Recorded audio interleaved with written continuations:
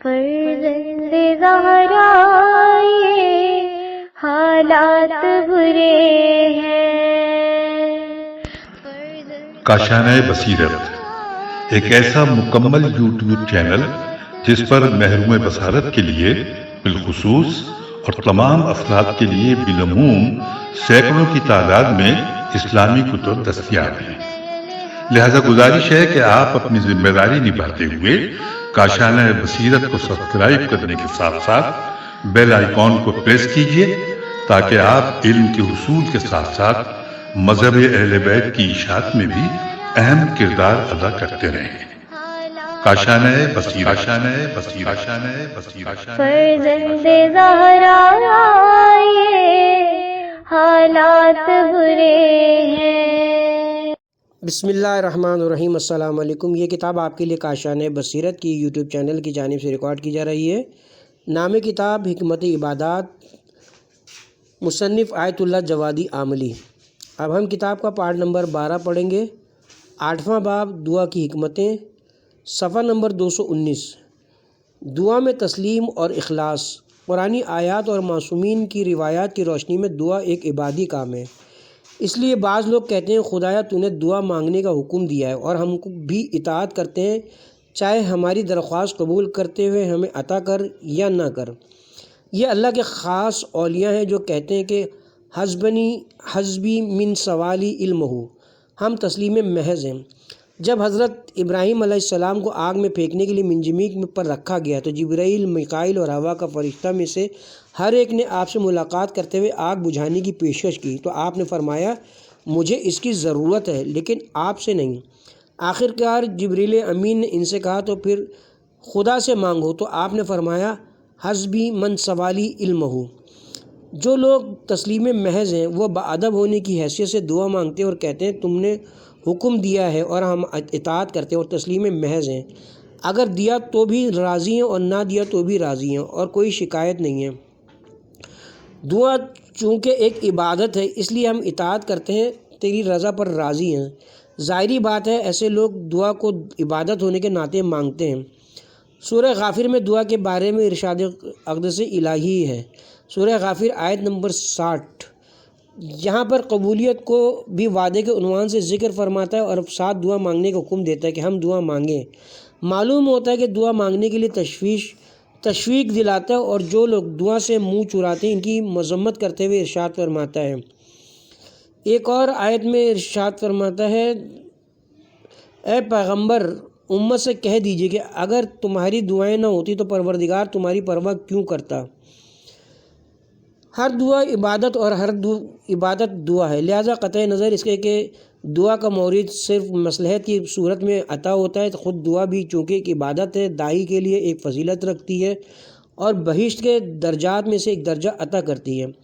دعا کی عبادت ہونے اور اس کا مطلوب ہونے کو مشخص کرنے کے لیے دعا میں اخلاص کو لازمی قرار دیا گیا ہے، جیسے کہ ارشاد ہوتا ہے دعا دین کی ایک شاخ ہے، اسے اخلاص کے ساتھ مانگو، مجھے اخلاص کے ساتھ پکارو اور کسی بھی چیز کو دعا کے ساتھ ضمیمہ نہ کرو، کیونکہ جو چیز ہمارے ہاتھ میں ممکن ہے کہ وہ بہت جلد ختم ہو جائے جبکہ جو چیز خدا کے ہاتھ میں وہ ختم ہونے والی نہیں ہے۔ زہد کی علامت یہ کہ انسان جو چیز خدا کے پاس ہے اور جو چیز اس کے پاس ہے اس پر مطمئن ہو جائے۔ انسان کو اس بات پر زیادہ یقین ہونا چاہیے کہ جو کچھ اس کے پاس ہے اس سے کہیں زیادہ اللہ کے پاس ہے، کیونکہ جس شخص کو اپنے خزانے پر یقین ہو اس کی دعا مخلصانہ نہیں ہو سکتی۔ مخلصانہ دعا بعنوان عبادت مورد تشویق قرار پائی ہے، جیسا کہ دوسرے موارد میں بھی جب دعا کے بارے میں بات کی جاتی ہے تو فرماتا ہے سورہ شورى آیت نمبر 26 اللہ تعالیٰ مومنین کی اس دعا کو قبول کرتا ہے جو اخلاص کے ساتھ ہوں، وہ جو بھی مانگے عطا کرتا ہے اور اضافہ بھی دیتا ہے، جو مانگے وہ مصلحت کے مطابق ہو تو اسے عطا فرماتا ہے۔ دعا خود ایک عبادت ہے اور عبادت ہونے کے لحاظ سے جزا کا مستحق ہے۔ سرزمین منی میں دعا۔ حجاج کرام عرفات، مشر اور منی کے اعمال اور قربانی کرنے کے بعد فارغ ہو جاتے ہیں اور راتوں کو سرزمین منی میں بیتوتا کرتے ہیں۔ زمانے جاہلیت میں اسی مقام پر لوگ اپنے آباء و اجداد پر فخر کرتے تھے اور ان کے قصے سنایا کرتے تھے، لیکن قرآن مجید انہیں اس کام سے منع کرتے ہوئے ارشاد فرماتا ہے یہ کام نہ کریں، یعنی اپنے آباء و اجداد کو یاد کرنا چھوڑ دیں بلکہ خدا کو یاد کریں۔ سورہ بقرہ آیت نمبر 200۔ پھر ارشاد فرماتا ہے سرزمین منہ میں موجود مومنین کی دعا یہ ہے، ربنا آتینا فی الدنیا حسنۃ وفی الآخرۃ حسنۃ وقنا عذاب النار۔ یہ لوگ دنیا اور آخرت کی اچھائیوں کو طلب کرتے ہیں، یعنی اچھی حلال پاک و صاف چیزوں کی درخواست کرتے ہیں، اور یہ ایک بہت ہی اچھی دعا ہے۔ صالح فرزند، ایماندار شریک حیات، اچھے دوست، بہترین اور شائستہ استاد، نیک شاگرد، فائدہ مند ہم کلاسی، حلال روزی، اچھے اقتصادی ذرائع کا کارآمد فوجی طاقت، یہ تمام چیزیں دنیاوی اچھائیاں ہیں۔ اگر کوئی شخص کسی دفتر میں کام کرتا ہے تو اس دفتر میں کام کرنے والے اس کے دوسرے ساتھی اگر اچھے ہو اور پرہیزگار ہوں تو یہ اس کی دفتر کی اچھائیوں میں سے ہے۔ لیکن ایک دوسرا گروہ بھی ہے جو اللہ سے اچھائیاں نہیں بلکہ دنیا کی چمک دمک مانگتا ہے۔ سورہ بقرہ آیت نمبر 201۔ لوگوں کا ایک گروہ ایسا ہے جو خدا سے دنیاوی اچھائیاں طلب کرتا ہے، اور نہ صرف وہ یہ دعا مانگتے ہیں بلکہ ان کی منطق اور سوچ یہ کہ وہ کسی قسم کی معنوی فائدہ نہیں اٹھا سکتے۔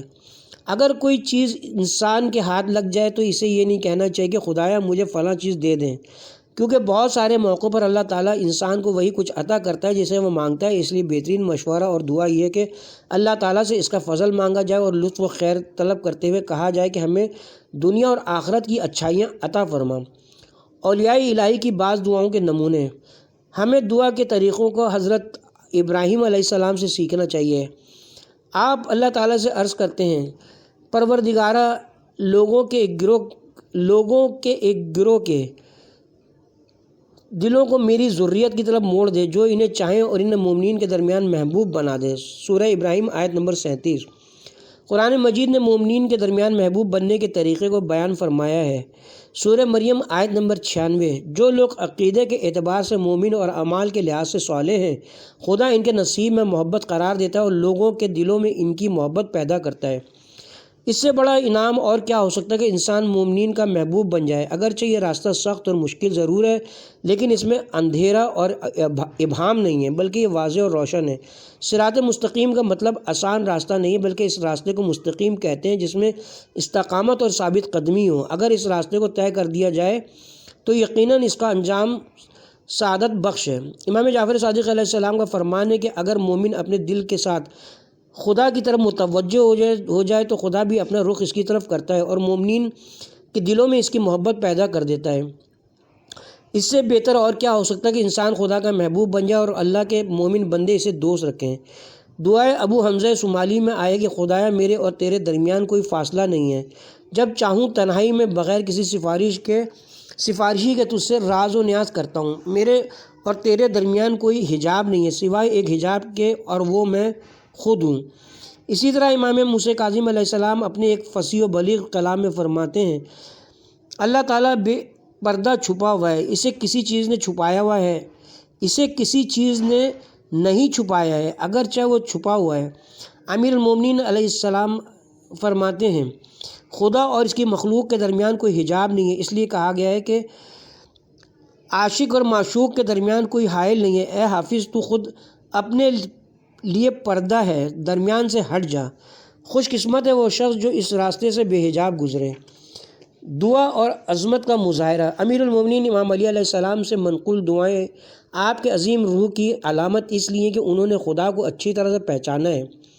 اس لیے آپ اللہ تعالیٰ سے خدائی اوصاف اور بے نیازی طلب کرتے ہوئے اللہ تعالیٰ سے عرض کرتے ہیں، خدایا ان تمام نعمتوں میں سے جن سے تو نے مجھے نوازا ہے، انہیں واپس لیتے ہوئے سب سے پہلی چیز میری روح کو قرار دے، نہ یہ کہ پہلے میرے اعضاء و جوارح کو مجھ سے لے لے اور میں اپنے بچوں کا محتاج ہو جاؤں اور پھر میری روح کو قبض کرے، کیونکہ ایسی زندگی ذلت کی زندگی ہے۔ اس قسم کے عظیم معارف سے بھرپور دعائیں دوسرے ائمہ سے بھی منقول ہیں۔ امام علی علیہ السلام نیز امام زین العابدین علیہ السلام فرماتے ہیں، خدایا میری آبرو کو مالداری کے ذریعے محفوظ فرما اور میری منزلت کو غربت کی بنا پر نگاہوں سے نہ گرنے دینا کہ مجھے تجھ سے روزی مانگنے والوں سے مانگنا پڑے یا تیری بدترین مخلوقات سے رحم کی درخواست کرنا پڑے، اور اس کے بعد ہر عطا کرنے والے کی تعریف کروں اور ہر انکار کرنے والے کی مذمت میں مبتلا ہو جاؤں، جبکہ ان سب کے پس پردہ عطا و انکار دونوں کا اختیار تیرے ہی ہاتھ میں۔ ائمہ معصومین علیہ السلام نے اپنی دعاؤں کے ذریعے ہمیں بڑا پن سکھایا ہے، لہٰذا کوشش کی جائے کہ ایسی دعائیں مانگیں۔ اللہ تعالیٰ سے ہرگز زیادہ مال و دولت کا تقاضا نہ کریں، بلکہ خدا سے اپنی عزت اور آبرو کی دعا کریں، کیونکہ ضرورت سے زیادہ مال و دولت وبال بن جاتی ہے۔ ایک کریم انسان عظیم صفات کا حامل ہوتا ہے جو اپنی روح اور فطرت کو آلودہ نہیں ہونے دیتا ہے، اور ہر کسی کے اندر یہ صفت نہیں پائی جاتی ہے۔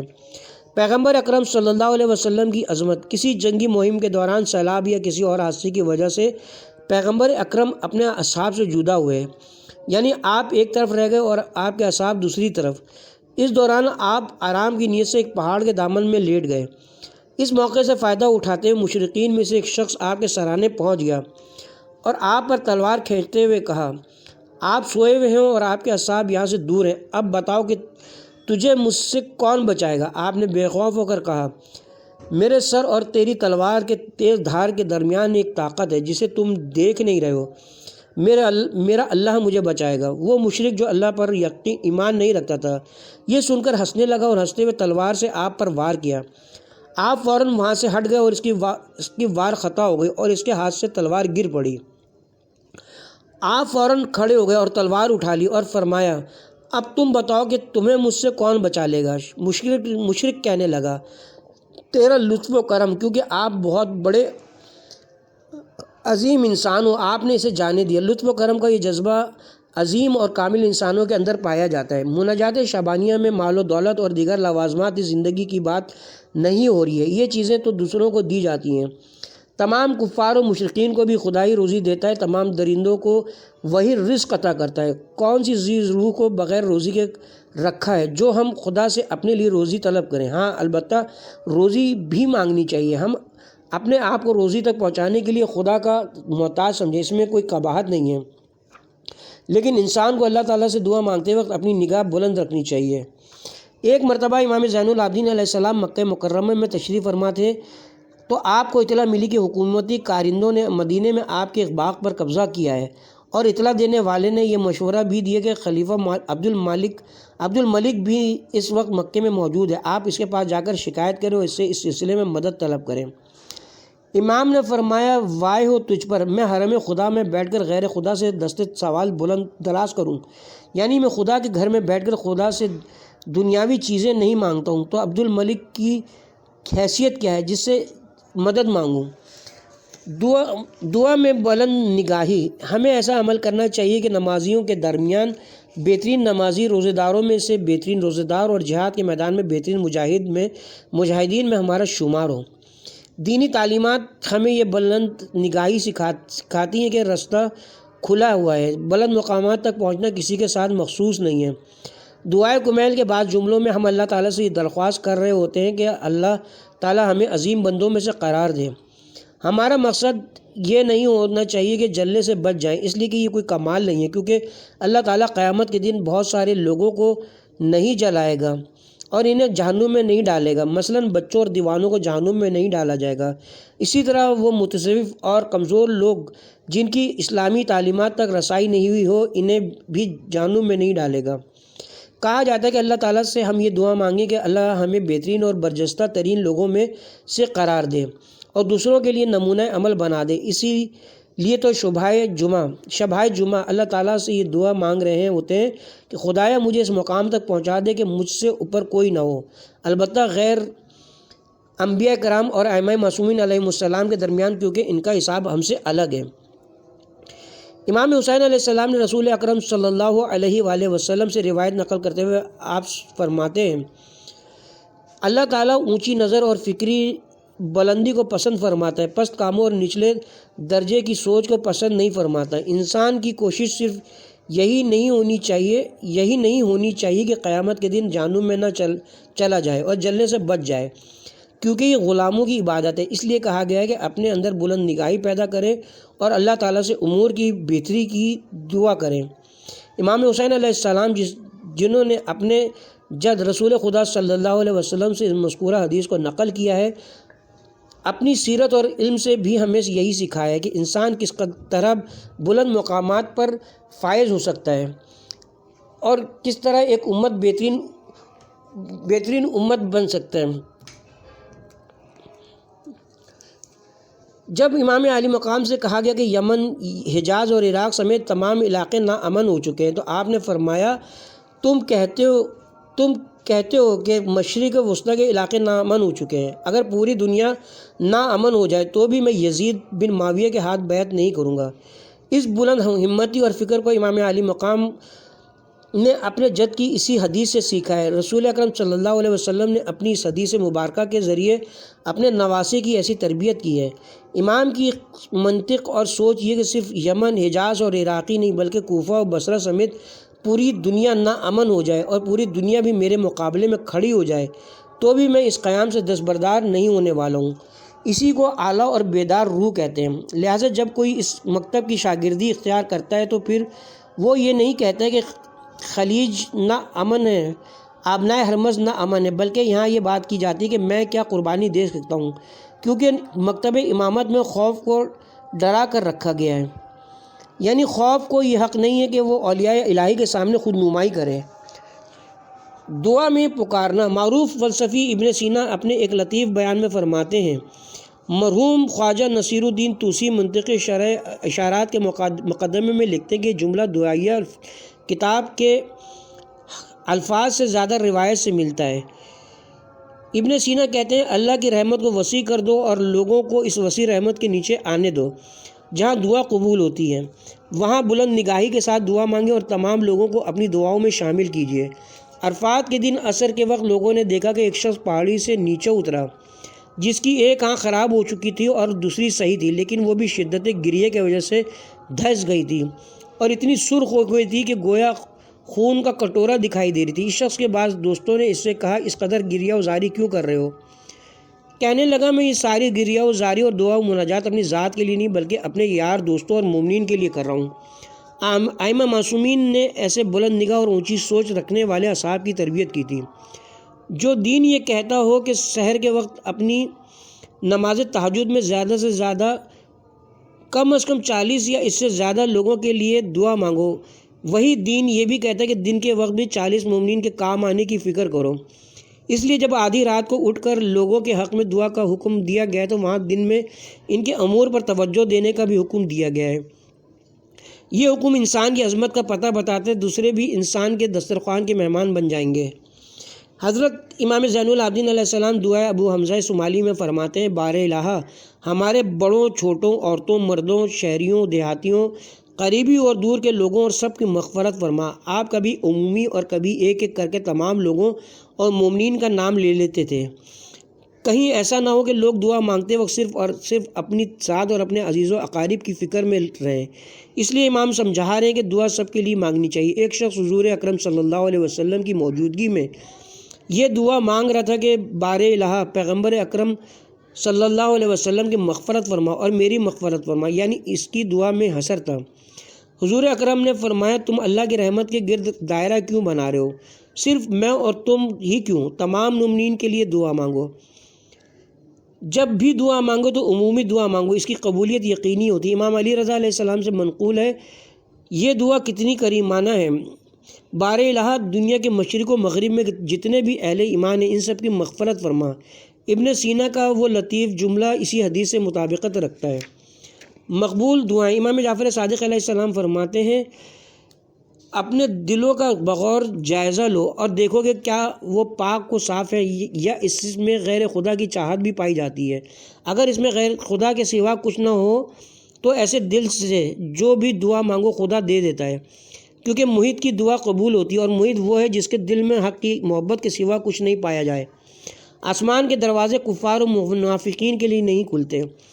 آسمانوں کے ذمہ دار ایسے فرشتے کہ اللہ تعالیٰ وحی کے ذریعے ان کی ہدایت فرماتا ہے۔ ہر آسمان سے متعلق امور کو اللہ تعالیٰ وحی کے ذریعے اعلان فرماتا ہے۔ سورہ فصلت آیت نمبر 12۔ اب یہ ظاہری آسمان ہے جس میں یہ ظاہری نور دکھائی دیتا ہے، جبکہ کچھ باطنی اسرار بھی ہیں جن کے نور ان کے اندر پائے جاتے ہیں۔ امیر المومنین امام علی علیہ السلام نے ایک سوال کے جواب میں جواب میں آسمان اور زمین کے درمیان کتنا فاصلہ پایا جاتا ہے؟ جہاں اس ظاہری آسمان کی طرف اشارہ فرمایا وہاں باطنی آسمان کی طرف بھی اشارہ کرتے ہوئے فرماتے ہیں اگر کوئی آسمان کے باطن تک پہنچنے کی دعا مانگے تو وہ بھی قبول ہو سکتی ہے، بشرطے کہ وہ غیر خدا سے ہر قسم کے تعلقات اور امیدوں کو ختم کر دے۔ انسان جتنا محیط ہوگا اتنی ہی اس کی دعائیں قبول ہوں گی، کیونکہ اللہ تعالیٰ محیط انسان کی دعاؤں کو رد نہیں کرتا بلکہ اس کی توحید کے مطابق اس کی دعاؤں کو قبول فرماتا ہے۔ پس اگر کوئی مظلوم خدا کے علاوہ کسی اور سے آس نہیں لگائے تو اللہ بھی اس کی دعا قبول فرمائے گا۔ مظلوم دو قسم کے ہوتے ہیں، ایک مظلوم وہ ہے جو دوسروں سے امید لگائے بیٹھا ہے، ایسے مظلوم کی دعا محیط کی دعا نہیں ہے۔ دوسرا مظلوم وہ ہے جو ہر کسی سے لا تعلق ہے، اسے خدا کے سوا کسی پر بھی بھروسہ نہیں۔ لہٰذا امیر المومنین علیہ السلام کے اس فرمان کے مطابق کہ زمین اور آسمان کے باطن کے درمیان فاصلہ مظلوم کی دعا ہے۔ امام زین العابدین علیہ السلام فرماتے ہیں میرے بابا حسین ابن علی علیہ السلام نے اپنی زندگی کے آخری لمحوں میں اس وصیت کا ذکر کیا جو ان کے والد گرامی نے ان سے کی تھی، اور فرمایا اس شخص پر ظلم کرنے سے ڈرو جس کا خدا کے سوا کوئی اور مددگار نہیں ہے۔ اسی مطلب کو امام زین العابدین علیہ السلام نے اپنی آخری وصیت کے طور پر اپنے فرزند امام محمد باقر علیہ السلام سے فرمایا ہے، کسی پر بھی ظلم کرنا اچھا نہیں ہے، لیکن کسی ایسے مظلوم پر ہرگز ظلم نہ کرنا جس کا مددگار سوائے خدا کے اور کوئی نہ ہو، کیونکہ اس کی دعا یقیناً قبول ہو کر رہتی ہے۔ یہ ضروری نہیں ہے کہ انسان تمام وسائل سے محروم ہو تو محیط بنے گا، بلکہ محیط وہ ہے جو دعا مانگتے وقت اپنے آپ کو ان چیزوں سے محروم اور انہیں بے اثر سمجھے۔ دعا وہاں تک پہنچنی چاہیے جہاں سے حکم صادر ہوتا ہے، اور حکم صادر ہونے کی جگہ کو عرش کہتے ہیں۔ عرش اللہ کے فرامین جاری کرنے اور خدا کی فرما روائی کا مقام ہے جو اس دنیا اور آخرت کا مالک ہے، وہ وہاں سے اس پوری کائنات کو کنٹرول کرتا ہے۔ پیغمبر اکرم صلی اللہ علیہ وسلم کا یہ فرمان کہ اگر کسی یتیم کو رلایا جائے تو عرش الہی ہل جاتا ہے، یعنی یتیم پر ظلم کے موقع پر اللہ تعالیٰ اپنا فیصلہ کر لیتا ہے۔ باطن کی طہارت، وہ دل جس میں حق کی رضا اور اس کے دین کی احیا کے سوا کچھ نہ ہو وہ پاک کو طاہر دل ہے۔ پیغمبر اکرم صلی اللہ علیہ وسلم نے خطبہ شعبانیہ میں یہ حکم دیا ہے نیک اور سچی نیتوں اور پاک دلوں کے ساتھ اللہ سے سوال کرو۔ امام جعفر صادق علیہ السلام کے فرمان کے مطابق پاک دل سے مراد وہ دل ہے کہ جس میں اللہ کی یاد کے سوا کچھ نہ ہو۔ امام حسن مجتبیٰ علیہ السلام فرماتے ہیں اگر کوئی شخص اس بات کا خیال رکھے کہ اس کے دل میں خدا کی یاد کے سوا کوئی اور چیز داخل نہ ہونے پائے تو میں اس کی دعاؤں کی قبولیت کی ضمانت دیتا ہوں۔ میں نے کہا میری کمزور جان پر تو کب بخشش کرے گا؟ اس نے کہا جب جان درمیان میں آڑے نہ آئے گی۔ اللہ اکبر، یہ کسی شاعر کا شعر تھا۔ جب تک انسان کے اندر میں پایا جائے تب تک فیض الہی سے اس کی محرومیت یقینی ہے اور اس کے بغیر انسان سکون میں ہے، ورنہ وہ ہمیشہ تکلیف میں رہے گا۔ جب امام خمینی نجف اشرف میں مقیم تھے تو کچھ لوگوں نے آپ سے اجازت مانگی کہ پاکستان کے مومنین کے استفادے کے لیے ان کی توضیح مسائل کا اردو ترجمہ کیا جائے، تو آپ نے پوچھا کیا پاکستان میں کسی اور مجتہد کی توضیح مسائل کا اردو ترجمہ موجود نہیں ہے؟ کہا گیا کہ بعض دوسرے مراجع تقلید کی توضیح مسائل کے ترجمے ہو چکے ہیں، تو آپ نے فرمایا بس وہی کافی ہے۔ مرحوم شیخ محمد تقی عاملی 1304 سے 1339 جو ایک فقی متکلم اور ادبیات اسلامی کے ماہر نیز بڑے متواضع اور عظیم شخصیت کے حامل تھے، فرماتے تھے کہ میں نے خواب میں دیکھا کہ ایک دشمن نے مجھ پر حملہ کیا اور مجھے دبوچ لیا ہے اور چھوڑ نہیں رہا ہے۔ میں نے اپنے آپ کو اس سے چھڑانے کے لیے مجبوراً اپنے دانتوں سے اس کے ہاتھ پر کاٹا۔ اس دوران جب میری آنکھ کھلی تو دیکھا کہ میں نے اپنے ہی ہاتھ کو دانتوں سے کاٹا ہے۔ یعنی عالم خواب میں مجھے یہ سمجھایا گیا کہ تیرا دشمن کوئی اور نہیں بلکہ تم خود ہو، تمہیں اپنے آپ سے نجات حاصل کرنے کی ضرورت ہے، کسی کو انسان سے کوئی لینا دینا نہیں ہے۔ اگر ہمارا کوئی دشمن ہے تو وہ خود ہمارے اندر ہی ہے۔ اللہ تعالیٰ ہر کسی کی قسمت میں ایسے اچھے خواب دیکھنا نہیں لکھتا ہے تاکہ وہ یہ سمجھ سکیں کہ اپنا دشمن وہ خود ہے۔ پیغمبر اکرم صلی اللہ علیہ وسلم نے ابو ذر غفاری سے اپنی نصیحتوں کے ذیل میں فرمایا کہ اگر کوئی شخص اپنے زہد و تقوی کی وجہ سے اللہ تعالیٰ کی توجہ حاصل کرے تو اللہ تعالیٰ اسے دنیا کی خرابیوں اور برائیوں سے آگاہ فرماتا ہے اور ساتھ ساتھ ان کا علاج بھی بتلاتا ہے اور اسے سلامتی کے ساتھ اس دنیا سے باہر نکالتا ہے۔ اگر انسان اپنی بیداری کا خیال نہ رکھے تو اسے اچھے خواب دیکھنا نصیب نہیں ہوتے۔ شرک کی رسوائی، قیامت کے دن شرک کی رسوائی سے بدتر کوئی چیز نہیں ہے۔ اگر اس آبروزی سے نجات پا سکے تو نجات کی امید ہے۔ ہم میں سے بہت سے لوگوں کے اندر شرک ہے اور ہمارے پاس اسے پہچاننے کا طریقہ بھی نہیں ہے۔ علاج تو دور کی بات ہے، کیونکہ ہم ہمیشہ اپنے کاموں میں دوسروں سے امیدیں لگائے بیٹھتے ہیں، عبادت کو عادت کے طور پر انجام دیتے ہیں۔ کیا کبھی ایسا ہوا ہے کہ ہم نے اپنے کاموں پر غیر خدا کے نظر کی لالچ نہ کی ہو؟ ہم نے خود اپنے یا اپنے کاموں سے امیدیں نہ لگائے بیٹھے ہوں۔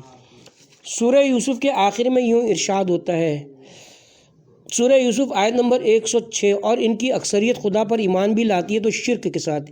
اس کی وجہ یہ کہ لوگ کہتے ہیں اگر فلاں صاحب نہ ہوتے تو کام نہیں ہوتا، یا یہ کہ ہمارے ہاں رائج تعبیر کے مطابق اول خدا اور پھر فلاں صاحب۔ یہ موحدانہ تعبیر نہیں ہے، کیونکہ خدا کوئی ایسا اول نہیں ہے کہ جس کا کوئی دوسرا ہو۔ امام سے پوچھا گیا کہ اگر ہم یہ کہیں کہ اللہ نے فلاں کے ذریعے ہماری مدد کی یا ہماری مشکل حل کر دی تو کیا یہ بھی شرک ہے؟ امام نے فرمایا اشکال نہیں ہے، فعال حقیقی کو دیکھ لیجیے اور حق کو ظاہر کیجیے، کیونکہ ہوا ظاہر کہنے کے بعد غیر خدا کی گنجائش باقی نہیں رہتی ہے۔ لہٰذا سب سے پہلے ہمیں یہ دعا مانگنی چاہیے کہ اللہ تعالیٰ ہمیں خالص اور پاک و صاف قلب عطا فرمائے، اور اس کے بعد پھر دعا مانگیں۔ مسترب اور مجیب۔ امام جعفر صادق علیہ السلام فرماتے ہیں اگر چاہتے ہو کہ تمہاری دعا قبول ہو جائے تو سب سے پہلے تمہیں غیر خدا سے اپنی امیدیں توڑتے ہوئے ان سے نا امید ہونا ہوگا، تاکہ تمہارے دل میں حق تعالیٰ کے سوا کسی سے کوئی امید نہ رہے۔ اس وقت دعا مانگو تو تمہاری دعا یقیناً قبول ہوگی۔ اللہ تعالیٰ قرآن مجید میں ارشاد فرماتا ہے، اللہ اور رب وہ ہے جو مسترب کی دعا قبول کر سکے، جو کسی مسترب کی دعا قبول نہیں کر سکتا وہ رب ہو نہیں سکتا۔ اما یجیب المضطر اذا دعا ویکشف السوء۔ جس نے نظام خلقت کو پیدا کیا ہے وہ خدا ہے اور یہی آپ کی مشکلات بھی حل کرتا ہے۔ یہ جو فرمایا کہ اما یجیب المضطر، غیر مضطر سمجھ ہی نہیں سکتا ہے کہ یہ کام کس کے ہاتھ میں، لہٰذا وہ کہتا ہے کہ اول خدا اور دوم طبیب، لیکن مضطرب آدمی یہ جانتا ہے کہ اول بھی خدا ہے اور دوم بھی خدا ہی ہے۔ مثلا کبھی انسان کے قدم لڑکھڑاتے ہیں اور کوئی دوسرا شخص اس کا ہاتھ پکڑ لے تو وہ کہتا ہے کہ اول خدا اور دوسرا یہ فلاں شخص نہ ہوتا تو میں سیڑھیوں سے گر جاتا۔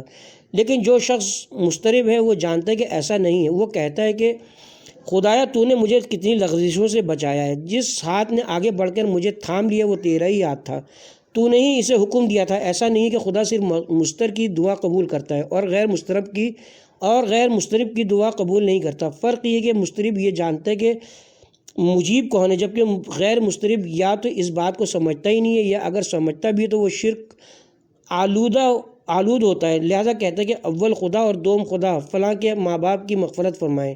کیا یہ شرک اس کے علاوہ کسی اور چیز کا نام ہے؟ موحد ایسی باتیں نہیں کرتا ہے، بلکہ وہ کہتا ہے خدا کا شکر ہے کہ اس نے مشکل حل کر دی، وہ ہر کام کو فیض الہی سمجھتا ہے۔ دعا کی حقیقت۔ جو شخص جہنم سے نجات یا جنت کے لالچ میں اللہ کی پرستش کرتا ہے، اس کی عبادت خالص نہیں ہے، کیونکہ اس نے کسی چیز سے بچنے یا کسی چیز کو پانے کے لیے عبادت کی ہے۔ اگرچہ عبادت صحیح ہے، اس کی ذمہ داری پوری ہو جاتی ہے، لیکن جب وہ گہری نظر سے اپنی عبادت کا جائزہ لیتا ہے تو دیکھتا ہے کہ اس کی عبادت آلودہ ہے، لہذا خدا کے سوا کچھ نہیں مانگنا چاہیے۔ اللہ خود اپنے صالح بندوں کو جہنم سے بچاتا ہے اور جنت میں ڈال دیتا ہے، لہذا خدا سے اس کی ذات کے سوا اور کچھ مانگنا مناسب نہیں ہے۔ خدا سے غیر خدا کو مانگنا اپنے گمان کو بڑھاوا دینا ہے اور بالکل گھاٹا ہے۔